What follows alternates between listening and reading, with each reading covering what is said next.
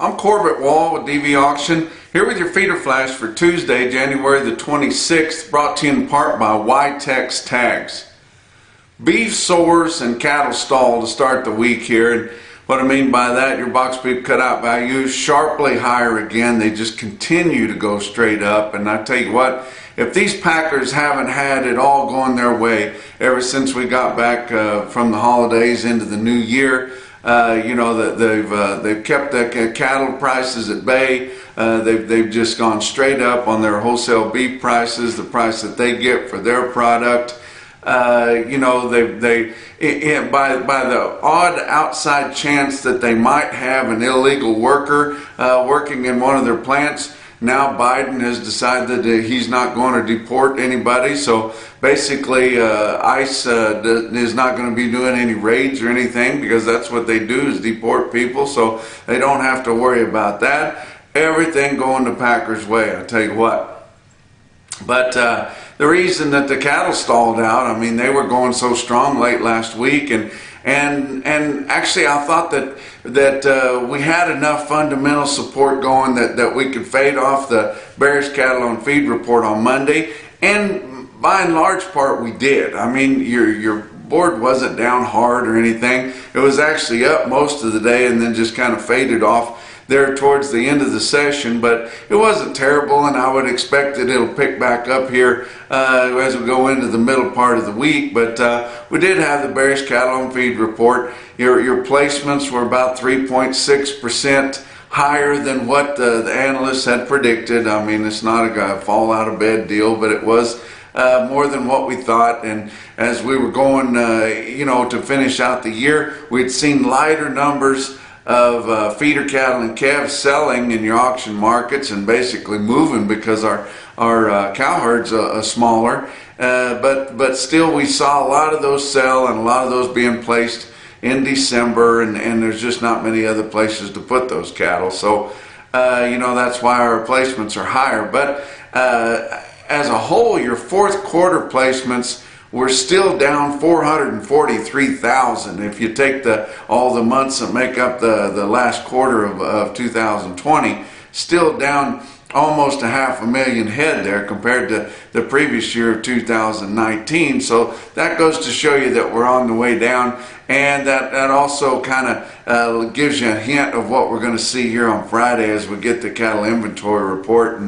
And as the fund buyers, your managed money people see that, that's going to give them the confidence that they need to come in and keep betting on the cattle market. They've kind of just thought that they're going to come in here. They've been trying to here for the last several weeks. They were in it hard last week, but they just can't understand why cattle is one ag commodity that hasn't gotten significantly higher as we come through the worst of the COVID and starting to kind of maybe not come out the other end. But now that we've got a new administration, your media and all the powers that be that tell us what to think aren't doomsdaying anymore. They're starting to encourage you know, some optimism. And some of our Democratic leaders that run those big cities are starting to open those up a little bit, and just if no other reason than to make people think that life's suddenly better, and then they look up and they think maybe it's because we have a new president. But let's look at your board for Monday to start the week out. February live cattle futures down just 20 cents at 116.52. We're about to go into February here. We're sitting here with a 110 fat cattle market, and our spot live cattle futures are 116.52.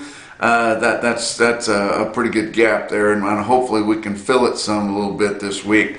April live cattle futures up 42 cents. And so that was better at 122.95, almost 123 on your all-important April. We were frustrated just a week or so ago because we couldn't get it back to 120. Now it's launching. You go on out from there, and they were all positive and progressively higher as the further you went out. And that was kind of the deal on feeder cattle futures too. But you go on out to your back months on your live cattle, they were up 2 cents to up $1.07, and like I said, the further you went, the higher they went. We've had a lot of support here for your back months this year so far. January feeder cattle down 70 cents, which is not horrible either, at 136.55. March only down 30, and if you remember, they were up $5 to end the week last week, but March is sitting at 143.85, and the same deal, progressively higher the further you went out as we go forward on feeder cattle contracts, from 12 cents higher to 187 higher. And probably more so than your cattle on feed report. A lot of the losses that we saw in our grain markets, they took part of that back, and they come back up higher on Monday. And these grains have been so volatile. And grains, for the most part, when you're away from harvest time, are not that volatile. But man, these things are bouncing like a yo-yo. March corn up 11 cents on Monday, sitting at 511.5. March beans up 31 3/4. Now that's not as much higher as they were lower on at the end of the week last week, but still it took a lot of it. But 1343.5 on beans, and trying to keep up with those things is like watching a tennis match.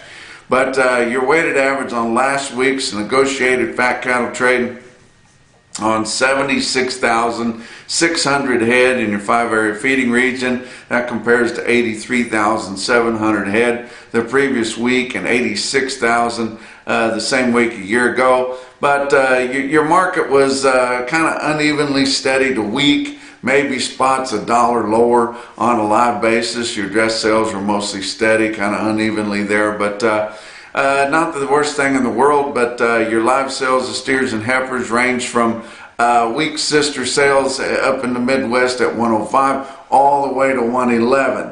And we had 4,000 head at 111, so that was significant that we did sell several at 111. About 28,800 head at 110, and 12,700 head at 109. So your market's 110, but your weighted average on live steers was 109.23. That was down only 29 cents compared to the previous week. So like I said, not terrible. Dress sales, steers and heifers, back to a wide range. We've been working with a more narrow range here for a while, but back to a wide range on dress sales. Dress steers and heifers range from 166 to 176. Weighted average on dress steers was 172.58. That was down less than half a dollar, down 48 cents. So your market was steady to weak, but not terrible. Nationwide negotiated sales were 88,900 head. That's negotiated. Formulated sales 271,700 head. You had of your negotiated sales, of the just short of 89,000, 27% of those were for the 15 to 30 day delivery. You look at coming here to start the week, going to have Texas Cash Pool again. It's every Tuesday, guys. I know most of you haven't supported it, but it's not going away yet. In fact, we have had a little bit more buy-in. Consolidated Beef Producers, I talked to them on Monday. Going to have 1,200 head in the sealed bid deal on Tuesday. So that's not quite, but almost twice as many as they've had the first few weeks that they tried it out. Guys, throw them a pin. You know, it helps establish a cash market. And so far, these packers have been really fair with what they're offering up. And there's no reason we couldn't gain a buck or two this week. And I wouldn't be surprised to see the Texas Cash Pool bid be higher, at least a buck or so higher than last week's trade. Box beef cutout values, like I said, sharply higher. Monday afternoon, 226.73 up 391. Selects 216.21 up 287. And we're seeing, like your choice boxes, they're as high as they've been this time of year, going all the way back to 2014. And you guys remember 2014, that's when we had record prices and we had extremely light production there. But we've got a heck of a market here. As we go forward, we're starting to see our food service open back up. We were holding our own even without food service. Our exports are great. Everything is pointing upwards on cattle, We've just got to get the leverage to make it go up. You've got to get in there. You got to ask for more. You got to demand more. They're not going to just hand it to you. You got to get involved with some cooperative marketing like the Texas Cash Pool. You guys up in the Midwest that haven't been holding your ground on selling your fat cattle, you need to get a hold of somebody up there. You need to get a hold of Iowa Cattlemen's Association there with Mike Schwark. Let him help you sell the cattle. You need to get a hold of Producers of Omaha, one of their agents, to help you get your cattle sold. You can't continue to puke cattle every week and think that we're going to get into a higher market on anything, because you guys are establishing the market. The lion's share of your feedlot guys are just waiting for you guys to establish the price so they can sell formulated or grid sales off of it. So you've got to work that. But these packers are short bought, and they're short on product on hand. They've kind of depleted their inventories quite a bit. They need to get back in there, but they've been able. Wouldn't it be nice to be able to elevate your price levels, even though you're not moving a lot of product? They don't really care if they're not moving a lot of product on the spot market, because they're filling contracts. They need to start replenishing their inventories, and they can just ask more for those spot sales, which is what we just quoted there, those spot sales, those nearby current delivery sales. They can just ask more for them, and they're not moving a whole lot of product. Didn't move a whole lot last week, didn't move much at all Monday, but they're getting those price levels back up with what they want. And I tell you what, they've just got all the cards, on the buying and selling in. And they're doing an excellent job at what they do, and that's why they're so good at it. But they've got everything going their way. Let's talk about what else is going on. Some of your sales that you might want to keep an eye on as we work towards the middle of the week. I talked to Jake Billington, my friend there at Twin Falls, Idaho, Twin Falls Livestock Commission. He told me they've got about 250 head of Black Angus, Montana origin, reputation, replacement quality heifers going to be selling there, weighing from 600 to 800 pounds. He'll have them sorted up in some nice bunches there. If you guys are interested in a particular number of head and size, you might get in touch with him. He can send you some pictures or video and tell you a little bit more about those heifers. The steers are going to be there too. They're expecting 2,000 or so at Twin Falls there. But if you're in need of some replacement quality heifers, he said they'd sure be the kind. Another sale that's going to be on Wednesday is at Gulf Regional Livestock down in Lucedale, Mississippi. Good guy down there, Molly Herring there that runs that market. He's been advertising about 65 head, which is a pretty good deal for a smaller southern sale like that, of Black and Charolais cross young to middle-aged cows. They'd be 6 to 8 months bred.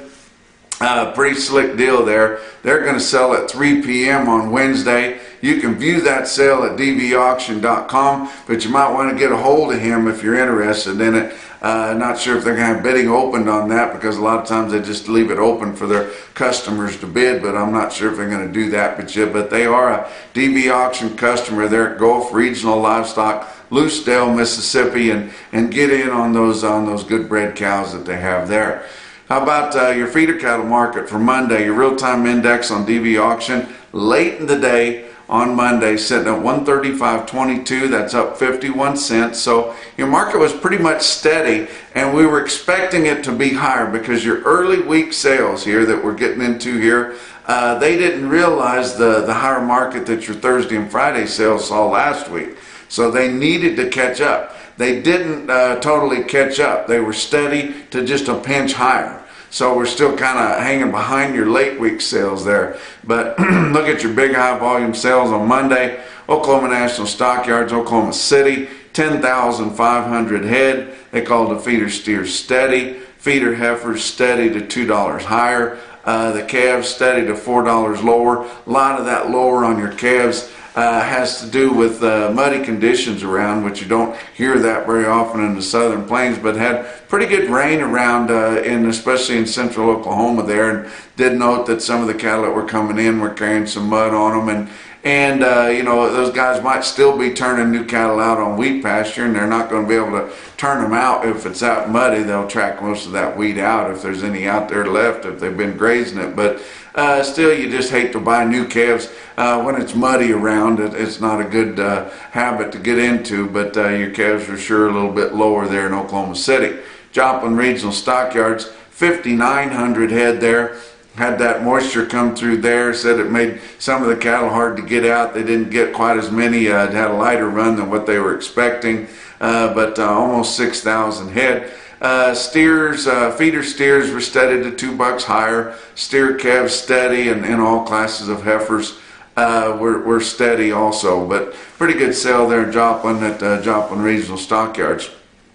I want to mention some of your individual quotes that we'll see around Fort Smith Stockyards, Fort Smith, Arkansas, but right there on the Oklahoma line. I mean, right there.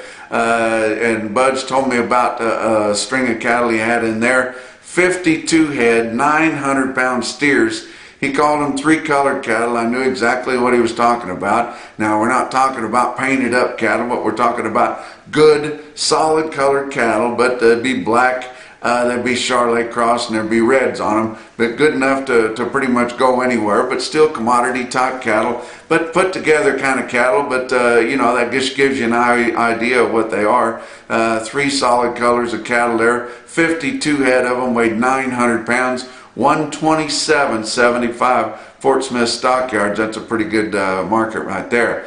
How about a new DV auction customer that we're excited to be broadcasting every sale? But your Platte Valley livestock there, and that's in Gehrig, Nebraska. How about 196 head, 701-pound steers bring 149.25. That's a pretty good price on a big long string of steers right there.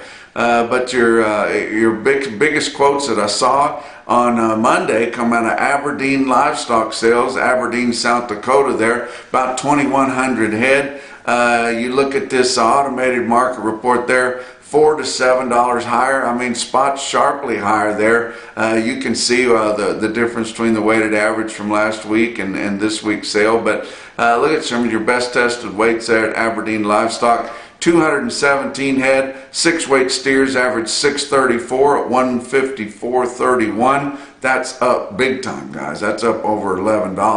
How about 153 head, 7-weight steers average 765 at 140.46. That's about $5 higher than last week's weighted average.